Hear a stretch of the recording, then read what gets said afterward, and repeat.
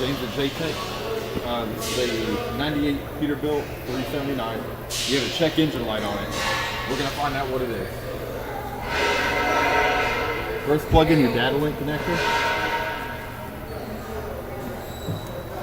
Key on, ignition off to supply power to the reader itself.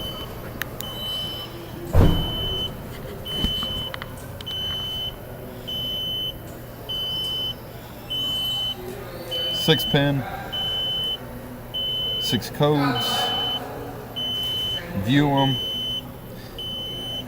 So probably what we're going to be worrying about is this boost pressure voltage above normal or shorted high.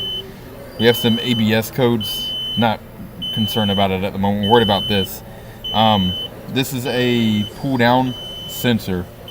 So with it saying it's shorted high, it's actually reading an open. Since it's a Caterpillar engine, if we had a Caterpillar reader, it would actually show an open. So that's what we're going to be testing for.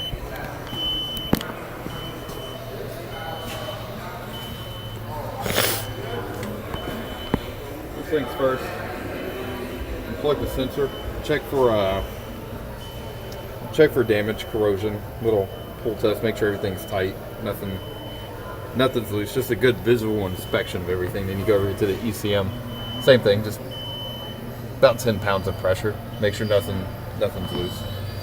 So you want to check voltage.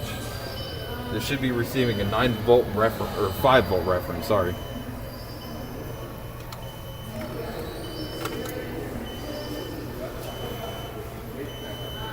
This eliminates, you just want to go to the common into the power. This will eliminate 2/3 of the circuit if this is a problem. 5 volts, I think it's plus or minus 0.16 volts you're allowed to be over.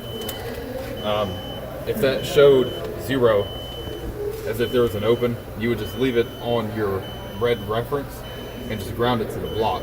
And if it reads 5 volts, you know you have a bad ground wire, but if it doesn't, then you know you have a bad power wire. Just a quick, easy way to diagnose that. Next thing, you know, another problem with that, you want to see if it's a sensor. So, here.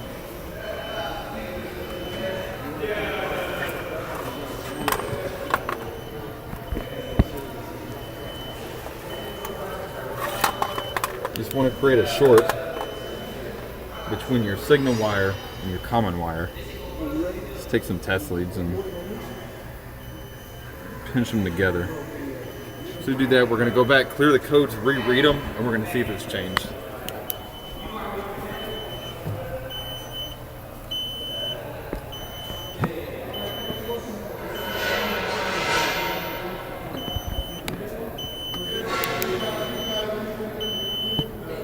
Same code, boost pressure voltage above normal or shorted high.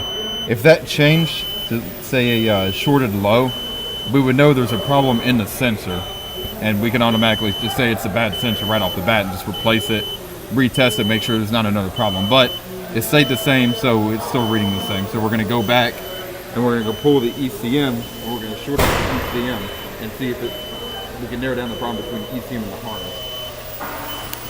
So, like I said, the next thing we did was come over here and we shorted out pin 23 and 30 on the ECM. Pin 23 being boost pressure return, or that's your signal wire, sorry. And pin 30 being sensor common. Shorten out those two and we're gonna reread the codes.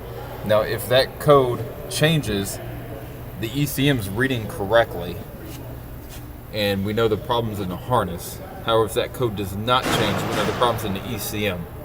So I'm going to go ahead and reset it, see what happens.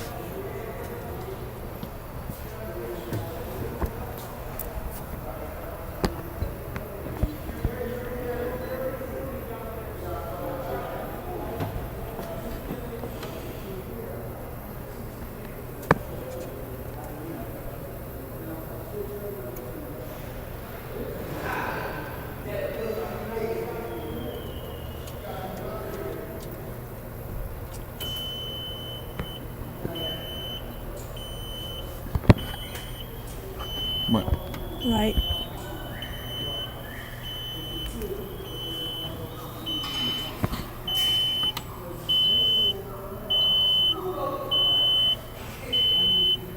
Okay, so it's going to show a bunch of codes. You're just finding the one that you're worried about. So this one, the boost pressure voltage below normal or shorted low. You'll notice that it's the change from the original code where it's above normal or shorted high. So your ECM's reading that short correctly. So we know we've narrowed it down to that problem being in the harness somewhere, that open being in the harness. So, soon enough, we're just going to verify it by checking resistance in this wire.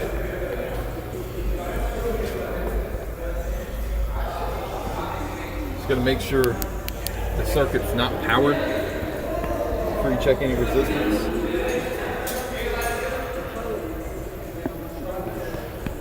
You're going to be checking, this one is going to be the bottom wire, is your sensor wire. Just put it there.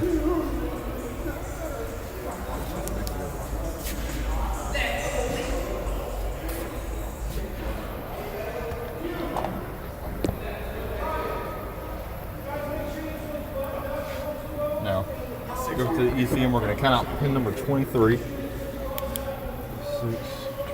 18, 19, 20, 22.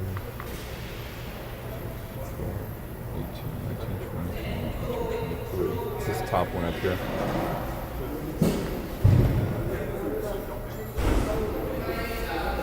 Use an adapter, that way we don't spread out the connector and just create an additional problem that may not have existed before. I believe the specification is less than 20 ohms. I'll annotate it if that's not correct. So, looking at the meter, it's reading and open. So there's a break, loose connection, excessive corrosion, something in this wire causing it to read open.